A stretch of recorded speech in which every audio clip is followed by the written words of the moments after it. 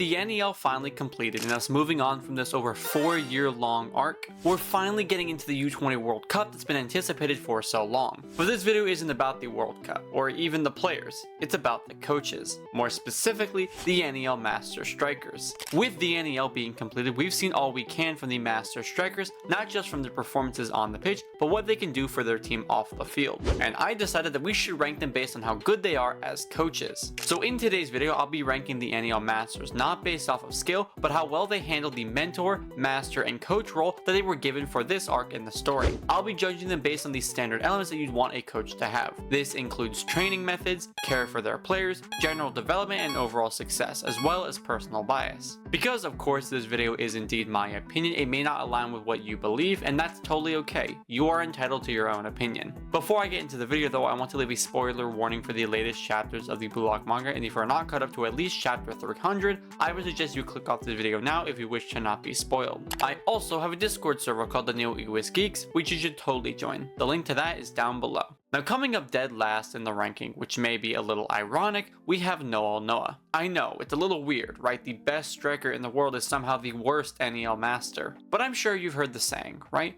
Those who cannot do, teach. Or more specifically, just because you know how to do something doesn't mean you're actually going to teach them. In the NEL, Noa managed the team of Bayern München, a team founded by his own resolve of rationality above all else. Meaning things like emotion, friendships, and relationships mean nothing in the face of overwhelming logic. And while this theory in itself sounds very nice, it didn't work out entirely well for Bayern München. During the break weeks in between the games of the NEL, there are numerous opportunities for Noa to educate, coach, and train his team. And yet, he doesn't. The only instance of advice that he gave to his team was to Isagi in chapter 158, where Isagi approaches Noa after being dissatisfied with the results in training. However, rather than assist Isagi directly, which as a coach you should because one of your players is coming to you asking for help, he instead answers in some cryptic answer that isn't really clear to anyone aside from Isagi. Because assuming someone like Yukimiya, Corona, Hiyori, or Raichi came to Noa for help, none of them would be able to take his advice constructively like Isagi could. His philosophy essentially boiled down to, figure it out for yourself, but also in a way that I want, because if it's not like that, then you aren't going to play. And the amount of people I've seen try to justify Noa's ability to educate his team based on Isagi's solo performance alone doesn't make any sense at all. Just because the main character improves and improves everyone along with him doesn't totally relate to the masters themselves. It more in line relates to who Isagi is as a character, because that's exactly what he does. He elevates his entire team through his own evolution to then evolve himself again. Hell, if you were to put Isagi in England or the Italy Stratums for coaching, he would likely come out as a better player in relation to the coaching than he did at Bayern München. I'm not saying better overall, I'm just saying he would be better coached. Because if anything, Kaiser was more impactful for Isagi's development than Noa was. And speaking of Kaiser, Noa didn't even want to train the Blue Lockers. His entire presence at the NEL was meant to specifically make himself better. In chapter 278, we got the reveal of Noa's true ego, where he desired a rival to push him to the next level, where he mentions how his intention of coming to Blue Lock was simply to develop Kaiser. He didn't care about Isagi as a person or a player, he only desired a rival in Kaiser to make himself better. So when your only positive example of you being a coach comes at the extent of you using them for the development of someone else for your own self-interest, that doesn't seem like being a very good coach to me. So despite being the best striker in the world with an undefeated team,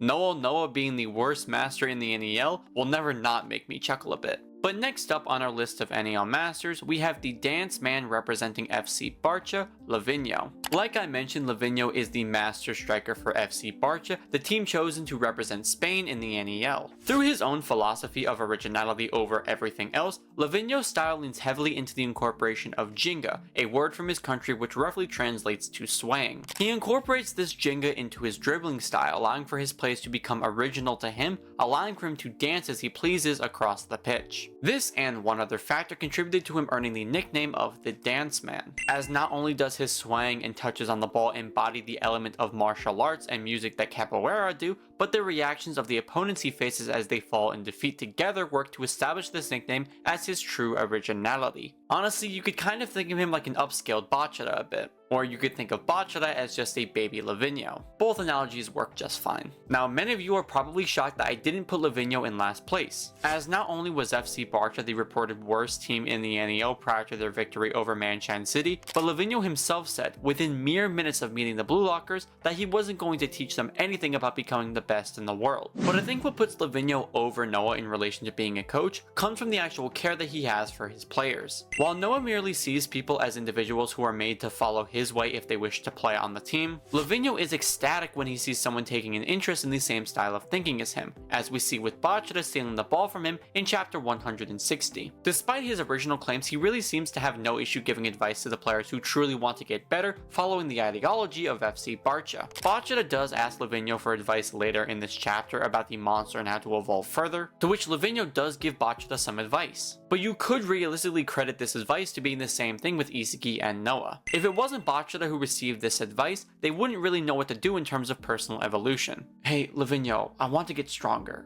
How do I do that? Evolve your monster, son. Okay, thank you.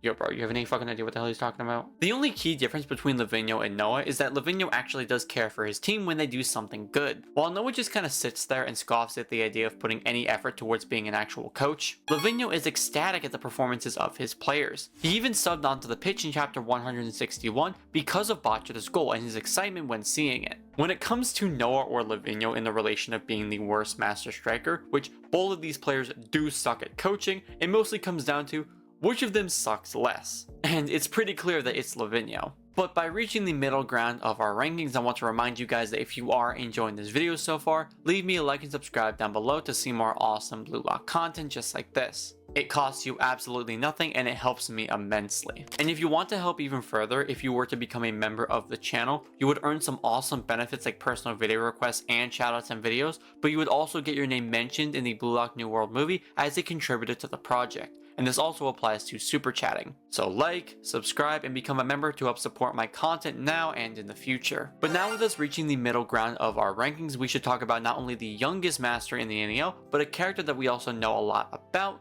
Julian Loki. Now, Julian Loki is a special case when it relates to the NEO Masters, simply because of his youthful age. See, unlike the other Master Strikers who are around their late 20s to late 30s in age, Loki is around the same age as the Blue Lockers, the same age as Isagi in fact. We first met Loki in the beginning of the third selection as a member of the World 5 team. Now this isn't explicitly stated, but it's heavily implied that Loki's intention of existing and playing on that team comes from his relative age to the fellow Blue Lockers. His presence is to show that age is not a factor when it relates to world-class talent, and each of them has the ability to reach that level at their current points in their lives. At least that's how I've always interpreted it. But going into the NEO, Loki had a very similar intention as Noah, awakening a single player to benefit themselves. For Noah, it was Kaiser, but for Loki, it was Charles. See, Charles is a midfielder with incredible potential, some even arguing that he is the second greatest U20 midfielder in the series below Sai. But Charles, according to Loki, has the potential to allow for him to surpass Noah and steal the title of the greatest striker in the world. And that was his goal when coming to the NEL, to introduce Charles to the cascade of different strikers in hopes of sparking an evolution, which thankfully he found two players who could spark that awakening in both Rin and Shido, who chose to play for PXG. But despite his original intention and main goal of awakening Charles, Loki didn't neglect or extort the Blue Lockers like Noah did, and he actively gave more reachable, understandable, and achievable advice as opposed to Levvino. In chapter 245, we see a conversation between Loki and the team of PXG where he helps them by displaying the areas in which they need to improve. For Rin, it's the increase of his shot count, as he has good accuracy and a good range that makes scoring very likely. And for Shido, he advised that Shido increase his shot range and accuracy, as his shooting precision was labeled as 3 out of 12 shots having success. Loki also provides the other Blue Lockers in areas that they should train to improve as well. Kodansha should train to increase his skill in duels, Zantetsu needs to increase his sprinting reps, Tokimitsu should coordinate with the backline more, etc. He does mention how Rin and Shido were the primary targets for Charles' evolution,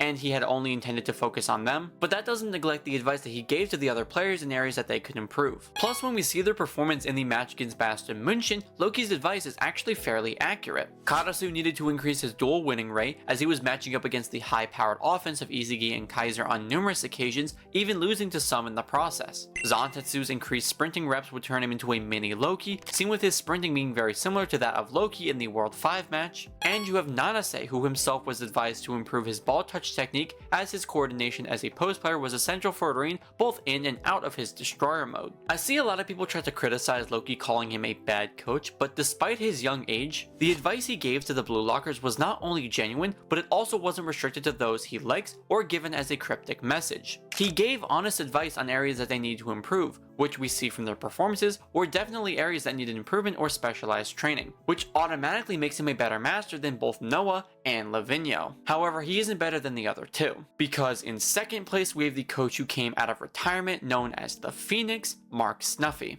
Snuffy is the master of the Ubers team, the club that was selected to represent Italy in the NEL. Through Snuffy's philosophy, he wants to train the Blue Lockers with the original thought of who they are as individuals before they are soccer players, before they are geniuses. This is because of Snuffy's backstory, where after slacking off in their career, himself and his friend eventually parted ways from the team and each other, leading to his friend's death by suicide. Now this tragic and horrific end was brought about by the death of his friend, McMoon's ego and passion for football. He wants to ensure the mental stability of the players as people before they are ever considered to be soccer players. And I think that's a really good thing in relation to the players who chose to go to Ubers. You have players like Aiku, Sendo, and Fukaku who came from a team where they lived and acted as Japan's representatives, but had that position stolen from them. But now that they've lost that position, who are they as people? You have players like Nico and Aryu who had the spotlight stolen from them on the pitch by others like Isagi, Rin, Nagi, and Bachira. And obviously you have Bado, the king himself, the embodiment of ego. What will he truly have when everything is ripped away from him? That's really what makes Snuffy one of the best masters in the NEL. His care for his players beyond the concept of them just as players. Snuffy even sees his old friend Mick within Bado, eventually adjusting his ideology and thought process when it comes to his ego and perception of reality. Because of these factors, many consider Snuffy to be the best master in the NEL, and while I do agree that he is a very good master, I don't think that he is the best. When we first meet Snuffy, at least from the Italy team's perspective, Snuffy introduces his tactics and strategies that he created using their weapons in mind. And this is great because developing hundreds of different strategies to adjust for different calculations and situations is incredibly effective. However, there are some downsides where I think Snuffy falls short in relation to his tactics. The first is in the concept of responsibility. Snuffy, when introducing himself and his ideology, establishes himself as Uber's CEO and the players as his workers. He does this to take on total responsibility for the events of the game, and if something happens to not work out, it falls on him as the CEO and not on the workers. However, not only do I believe this to be ineffective, but I also believe it stunts their evolution. When it relates to Blue Lock, characters need to struggle with situations of failure and the grasping of responsibility in order to awaken and evolve. If someone carries all of the burden of responsibility, there really is no room for evolution, since you can pass the blame for your loss onto someone else. You need to come to terms with your own inconsistencies, weaknesses, and insecurities in order to awaken and evolve.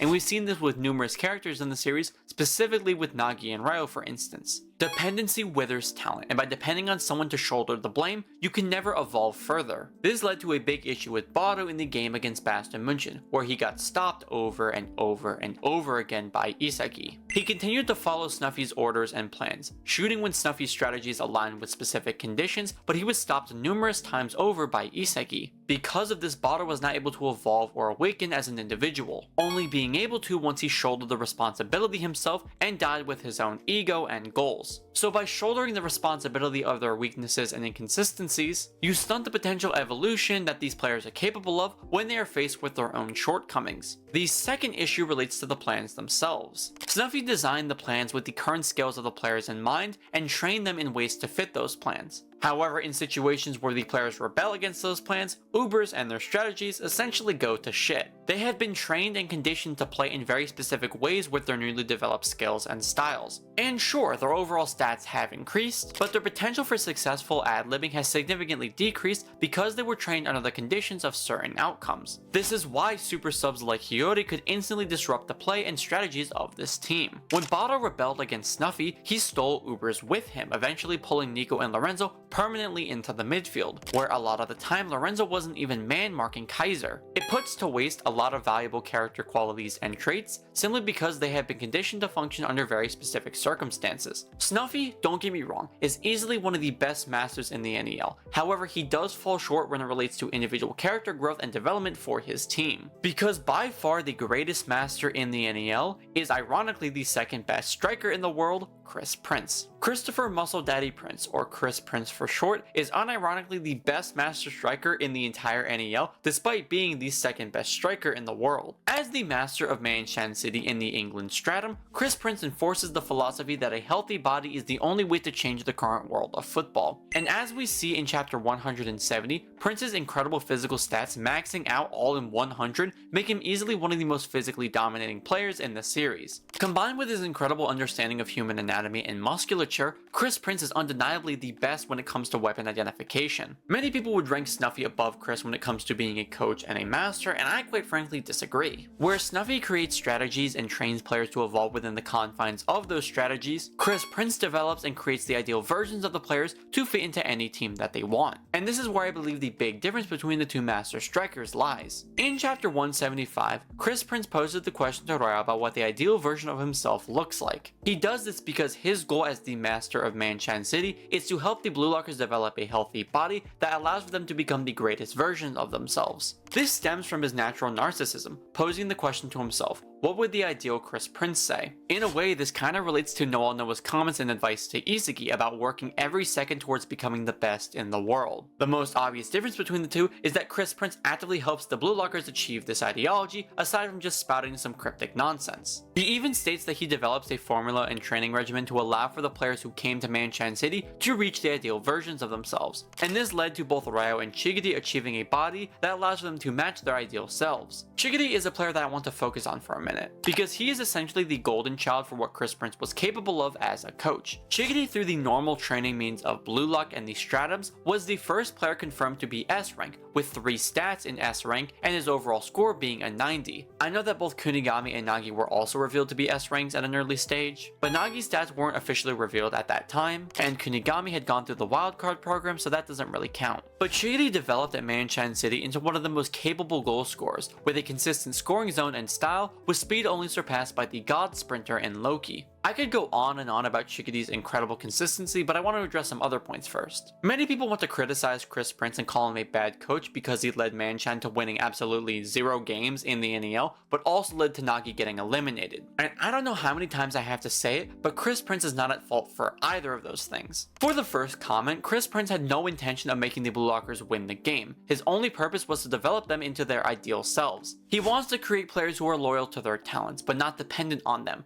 using them effectively to achieve their goals in a healthy way. In the end, his goal is to evolve the Blue Lockers into their ideal versions of themselves, not simply win games. The other point that people want to bring up is the fact that his fixation on Nagi led to the team losing, which also could not be further from the truth. Chris Prince had stated that he intended to design a golden training formula for every single Blue Locker who had gone to Manshan City, meaning even the players who didn't survive the NEL like Neo, Haragi, and even the featless Nishioka were given golden formulas to become the best versions of themselves that they can visualize.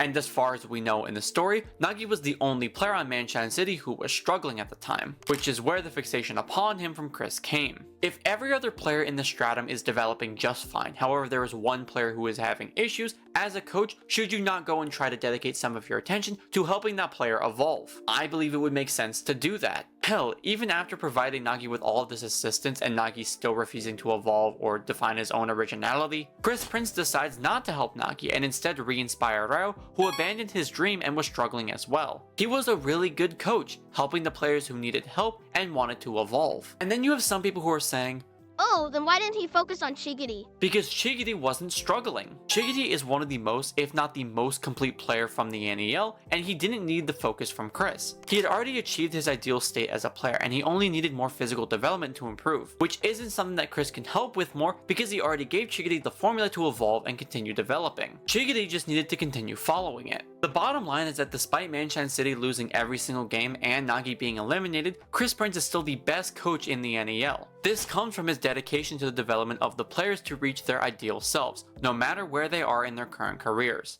And that was just simply my ranking of the NEL Masters in Blue Lock. Now, like in all of my videos where I do rankings like this video was simply my opinion, and if you happen to disagree, that's totally fine. My opinion isn't fact, it's just my opinion. Your opinion can be totally different. But aside from that, I hope you guys did enjoy this video, and will continue to enjoy it in the future. Also, as you can probably see, I'm finally home from college, so I finally get the chance to crank out a ton of high quality videos for you guys. I also try to adjust my style for my tone and speaking of this video, so I hope you guys like this kind of change, and if you want me to stick with this, I will continue to stick with it for future videos. I just want to say thank you so much to all the members of the channel who help support me and my content, and if you want to earn some awesome benefits like they do and even get your name mentioned in the Blue Lock New World movie, become a member yourself and help support me more moving forward. And just a final reminder to join my Discord server if you're interested in getting any more involved with our amazing community. As for the question of the video, who would you consider to be the best and worst Master Striker in the NEL?